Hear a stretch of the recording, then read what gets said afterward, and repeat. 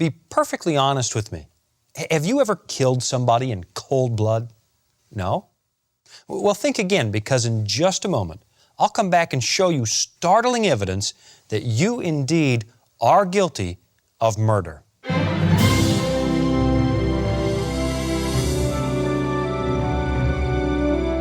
It has stood the test of time. God's book, the Bible. Still relevant in today's complex world. It is written. Sharing hope around the globe. Presented by Sean Boonstra.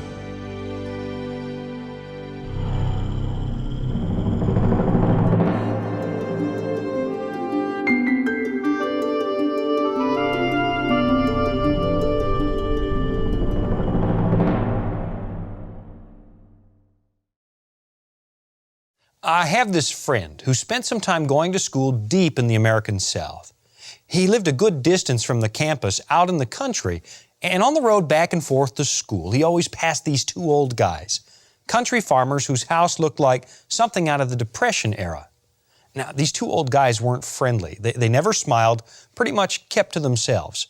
Most people were advised to leave them alone, and because my friend was something of a city slicker, he followed the advice.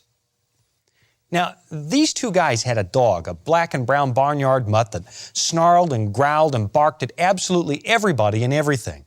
So every day as my friend drove past the house, the dog would chase his car and start barking uncontrollably. And most of the time, he just ignored the dog and kept driving. But then one weekend, my friend got out his bicycle, and when he pedaled past the house, the dog came out, growled and barked and chased him, the usual dog and pony show, except no pony. It was the same as always, except this time the dog managed to catch him and bite him. Now my friend just pedaled away and got the bite treated, and he decided not to pursue the matter with the owners. But he did admit that more than once as he drove past that house, he was sorely tempted to get revenge by running over that nasty dog. As it turns out, he didn't have to, because a few months later, that dog just disappeared. Just like that, it was gone. And a week or two later, another dog appeared in its place. Now, he assumed the old one had died. And what was really interesting about the new dog was that in the beginning, it didn't chase him. It just stood on the front lawn of the house and watched the cars go by. But then, over time, he started to act like the first dog, barking and snarling and chasing the cars. Before long, the new dog was just as mean and nasty as his predecessor. So here's the question. Why did the second dog turn out just like the first one? Did those two old farmers just happen to walk into the pound and pick out two nasty dogs in a row? To be honest, I don't think so. I think the truth is that both dogs, in their own doggy way, started to reflect the meanness and nastiness of their owners. It's not that they purposely trained the dog to growl and bark and bite. I think the dogs, all on their own, started to pick up their nasty attitudes. The only difference is they took out their nastiness on passing cars. Now really, there's something to this. Experienced veterinarians can tell a lot about the character, mood, and demeanor of dog owners they've never met, because those kinds of traits seem to come out in the dogs they own. I know of someone else who worked taking blood pressure on health vans that would drive through the city, kind of a public service.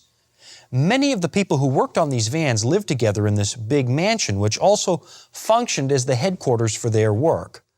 One day they hired this new guy who had a dog that he brought to the headquarters with him.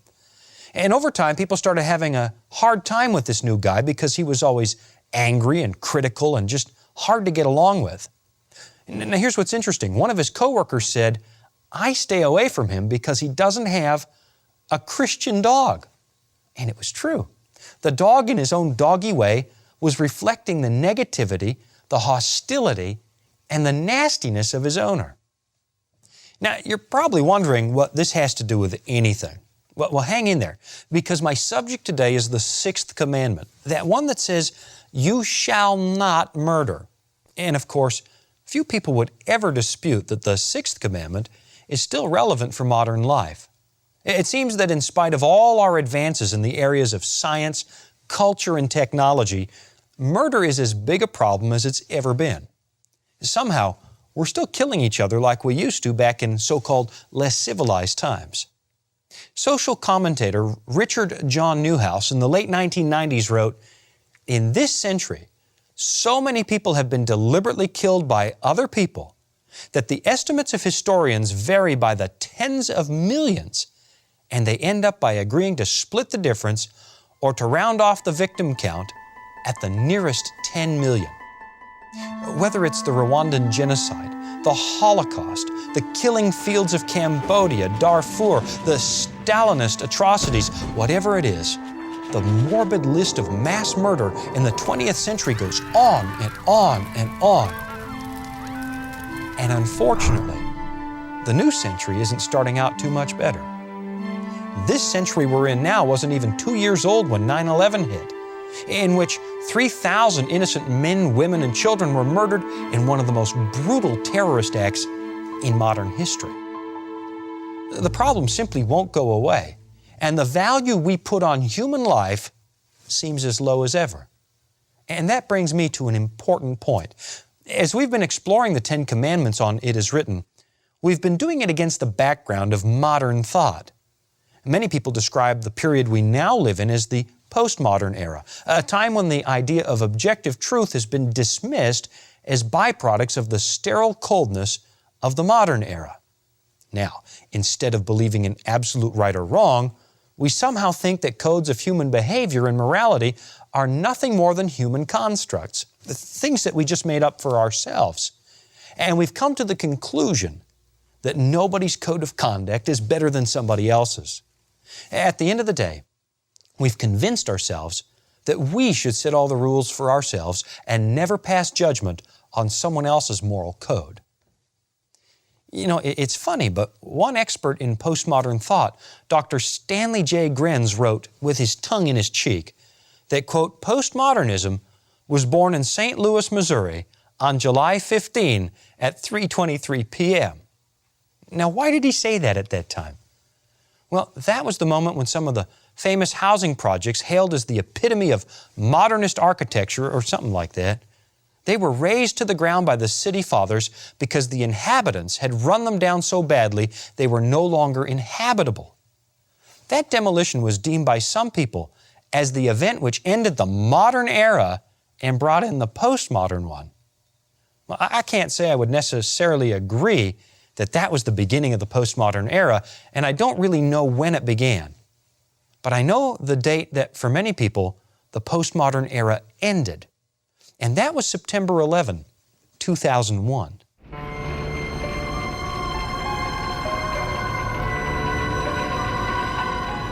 The cold-blooded and calculated slaughter of thousands of innocent people right in broad daylight on our TV sets for everyone to watch, it brought it home for many people in real time. The horror involved in murder. It was suddenly so obvious that evil like this could never be justified on the basis of culture. This wasn't the difference between one culture's preference for croissants and another culture's preference for English muffins. On 9/11, people saw the face of moral evil, an evil that simply transcends all cultures and all traditions.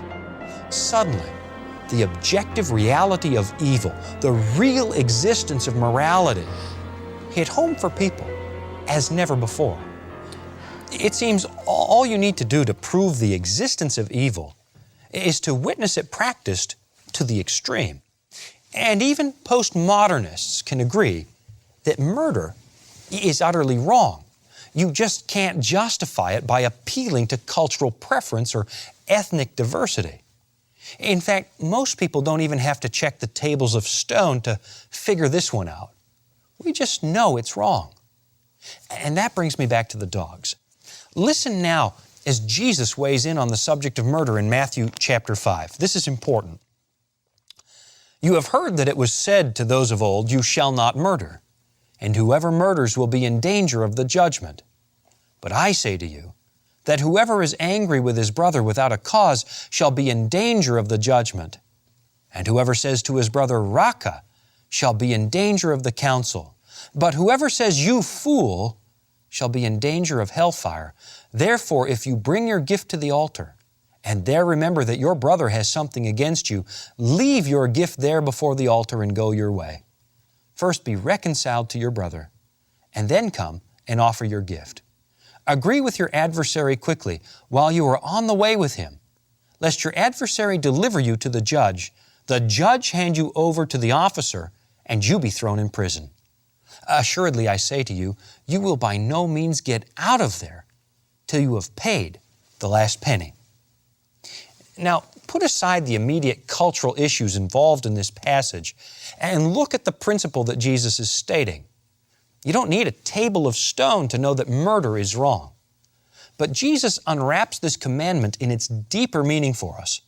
It's not just talking about the extreme act of physically killing someone. Jesus actually equates murder with some of our thoughts, our feelings, and our words. And of course, that's a whole new ballgame. How in the world can your thoughts and your words be the same as murder? Well, let's go back to our dogs. The anger and bitterness felt by their owners was so obvious that even the dogs picked up on it and they started to act it out. And if that can happen with a bunch of dogs, what do you think happens when our anger and bitterness spill over onto other people? Not to get too new agey or anything like that, but in one little way, all of us kind of give off an aura. Not the kind of wacky colored force field that psychics claim they can see around your head, but the general atmosphere around you created by your emotions. We just can't help it. What percolates in our minds and hearts shows up in our face. It changes our demeanor, our words, and that can have a real impact on the people around us. Jack grew up in a home where his dad continually abused his wife and children, both physically and verbally. And you know, when Jack grew up, he did the same thing to his family. Now, is that a coincidence? Of course not. And you know, Jack doesn't think so either. He pretty much knows that it's ruining his wife and kids' lives.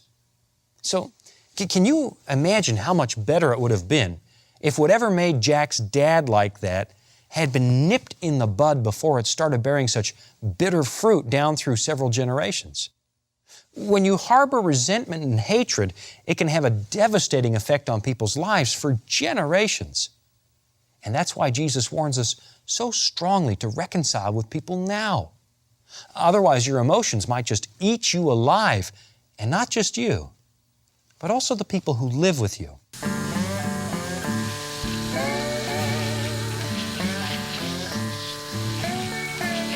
Did you get water on my truck?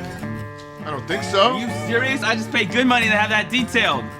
It's just a little water. Calm down. It's just a little water. There's gonna be water spots all over it. Dude, you should back off on the coffee in the mornings. You know, you're getting all upset over nothing.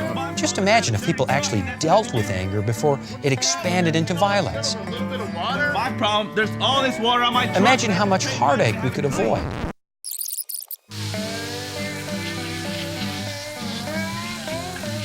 Just get water on my truck? I don't think so. Are you serious? I just paid good money to have that detailed. What's the problem? It's just a little bit of water. Just a little bit of water? You're right, it is just a little bit of water. I got a towel on the truck, I'll dry it off. Look, you got an extra towel? I'll give you here. All right, thanks. Sure. Jesus tells us to uproot the early sentiments that eventually end in murder. He takes a commandment against killing and paints a much bigger picture for us, one that includes important concepts like forgiveness and reconciliation and healing. In a sense, and this is interesting, Jesus is showing us that this commandment is not only for the benefit of would-be murder victims, but it's also for the benefit of would-be murderers. He's trying to spare us the bitterness, the hatred, the suffering that comes from harboring bitter feelings all your life that can lead to murder. But even then, it doesn't have to lead to murder to ruin your life. A few centuries before Christ, there was this leader named Fabius who led Rome during one of the Punic Wars. Fabius learned that one of his officers was provoking discontent among the soldiers, even trying to get them to desert. Well, I don't need to go into all the gory details about what Romans usually did to rebellious soldiers, but here's what Fabius did. Instead of torturing and killing the officer and getting his revenge on him, he called the officer into his tent, talked with him, and asked him to come to him with his grievances instead of others. And at the end of the conversation, he gave the officer a number of gifts, including an excellent horse. The end result was an officer who now became Fabius's most loyal soldier. Now, I hope you can see the point. Jesus isn't telling us just not to commit murder. He's telling us to extinguish the thoughts, the anger, the rage long before they turn to murder.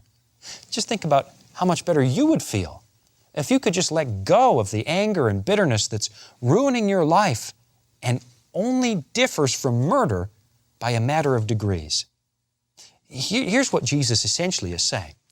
Reconcile, reconcile, reconcile. Not just for the sake of your enemy, but for your sake too. Here's another good example from the history of the ancient Romans. A Carthaginian military leader was getting ready to go fight the hated Romans when his son, a boy of 10, asked if he could go along.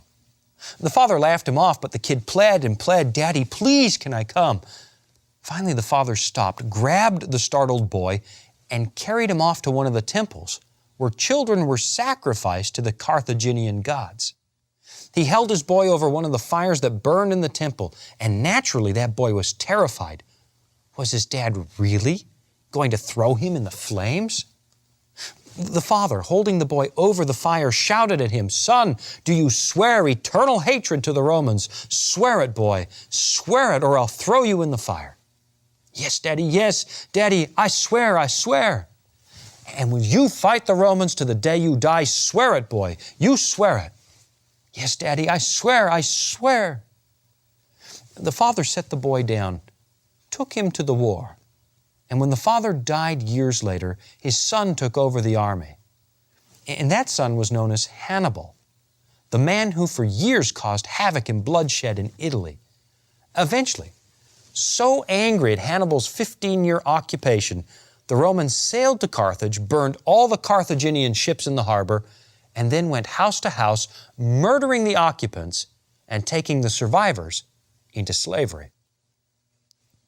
Now, I don't know for sure because the Romans were hardly good neighbors, but maybe, just maybe, if the father had said to young Hannibal, "Let's reconcile with the Romans, son, let's try and be friends like brothers," if that's what he did instead of filling the boy's heart with hatred, maybe that chapter in history wouldn't have had to have been so tragic.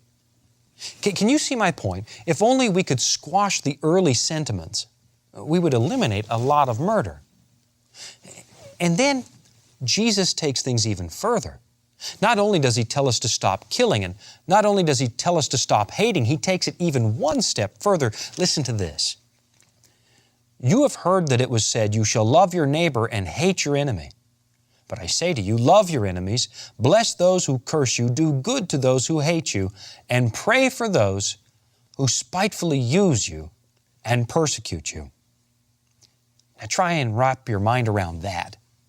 It's one thing to tell us not to hate people who make us mad, and it's understandable to hear that we should reconcile with people who are at odds with us, but to tell us to love them? How in the world are we supposed to do that? Uwe Boll is a German movie director who makes these cheeseball flicks based on popular video games. His movies are considered some of the worst. Bad acting, mindless direction, incomprehensible scripts. And the online critics skewer his films over and over again. It got so bad that Boll, 41 years old, a former boxer, got full of rage and anger over what he thought was unfair treatment. And so he made cinematic history, doing something, as far as I know, no director had ever done before. He challenged his critics to boxing matches. Now, amazingly enough, the three worst offenders, the ones who hurt him the most, took up his challenge, and one by one he pummeled them into the ropes. He skewered them worse than they had ever skewered his films. When it was over, he grabbed a mic and, beaming ear to ear, shouted, "I hit them so hard they have brain damage. They love my movies now."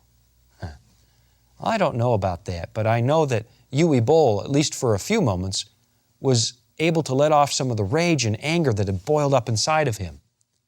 Yet I really don't think that's going to last. I think he's going to need more than that to deal with his anger, more than just a temporary fix of pounding his fists into the faces of his critics. And no doubt most of us need more than that too. I mean, who hasn't been hurt by life? Who hasn't felt rage or anger or frustration at how they've been treated? I really doubt any of us totally escape those kinds of feelings. And maybe there are times when you've thought about pummeling the people who've hurt you. Let me tell you something I'm guessing you already know. I don't think that approach is really going to solve the deeper issues that are going on inside you. Anger simply breeds more anger. Harbored resentment ruins not only your life, but the people around you. And Jesus is saying that He can fix the problem so completely that you not only stop hating people, you actually learn to love them. In His hand, He's holding the keys that will set you free from years of life-crushing bitterness. Maybe you've allowed the people who've hurt you to keep on hurting you because you've been held prisoner by your hatred for them. Right now, you can experience freedom from that. Jesus Himself, dying on the cross, suffering for the sins of the world. Jesus, who was treated so unfairly, so unjustly, He had all the reason in the world to be full of anger and bitterness. And what did He say? Father, forgive them, for they do not know what they do. If you could, don't you think you'd rather have that? To give up hatred would change your life and the lives of people around you. Jesus knows full well what it means to have been ill-treated. He knows what it means to face injustice. He knows what it means to have been unfairly maligned and condemned. But He never allowed Himself to fall victim to the rage and hatred that these things can so easily cause. And because He is God, He can free you from the rage, the anger, the bitterness that's inside your mind right now. That is, if you give yourself to Him and accept that He forgives you. Something remarkable happens when you see what God has done for you. You start to believe that you can do it for others. If God refused to hate you, even after everything you did, those times you broke His laws and shook your fist at heaven when it wasn't God's fault, those times you hurt one of God's children, if God can forgive you for that, maybe you can start forgiving other people. After all, your hatred's not only killing them, it's killing you too. No question, our world is full of hate, so much that even people's dogs reflect it. But you don't have to be that way. Believe me, you can rise above it with Jesus. More about Jesus I would know, more of His grace to others show, more of His saving fullness see, more of His love who died for me. More about Jesus, more about Jesus, more of His saving fullness see, more of His love who died for me.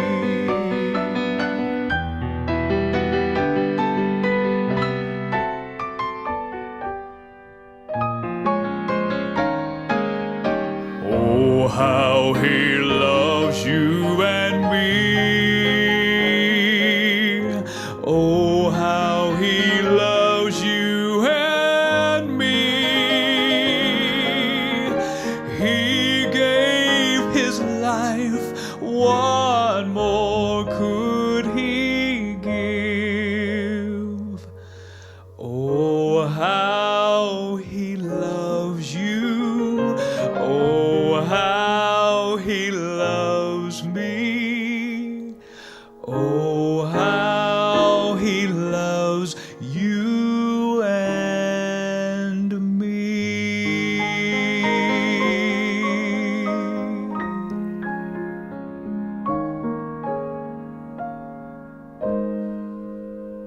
There's no doubt about it. The love of God changes our hearts. It can even teach us to stop hating those around us and live a much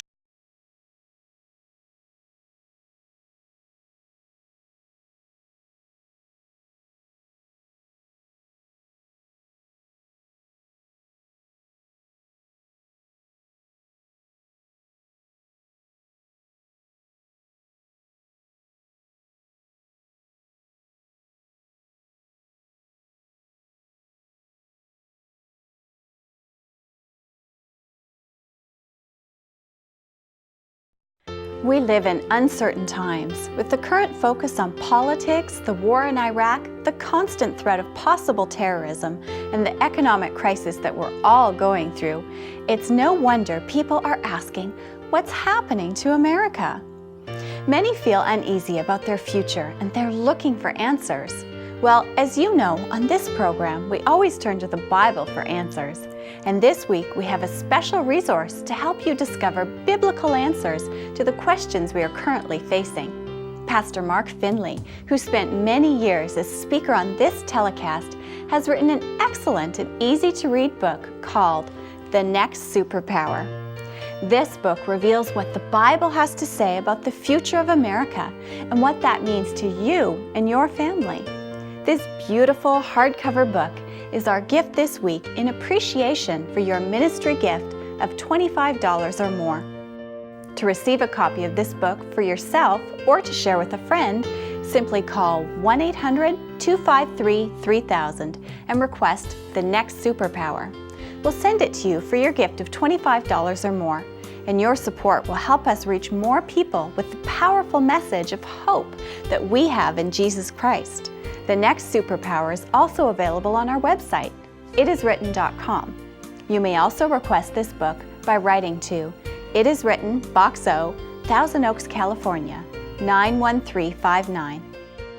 The Next Superpower shares hope from the biblical prophecies that reveal what will happen to America and the world in the days to come. This book will greatly help you to understand the signs that are all around us. Call right now, 1-800-253-3000, and request The Next Superpower for your gift of just $25 or more. Lines are open 24 hours daily. They may be busy, so keep trying. The operator needs only your name, address, phone, and credit card number. Ask for the book, The Next Superpower. This offer is only good while supplies last, so call today. Our toll-free number is 1-800-253-3000, and our web address is itiswritten.com. I can't tell you how glad I am that you've watched this program. Now, between now and next week, I've got all kinds of things that will help you keep studying posted at my website, itiswritten.com. I know you're going to be glad you checked it out. Now remember, until we meet again here next week, it is written, man shall not live by bread alone, but by every word that proceeds out of the mouth of God.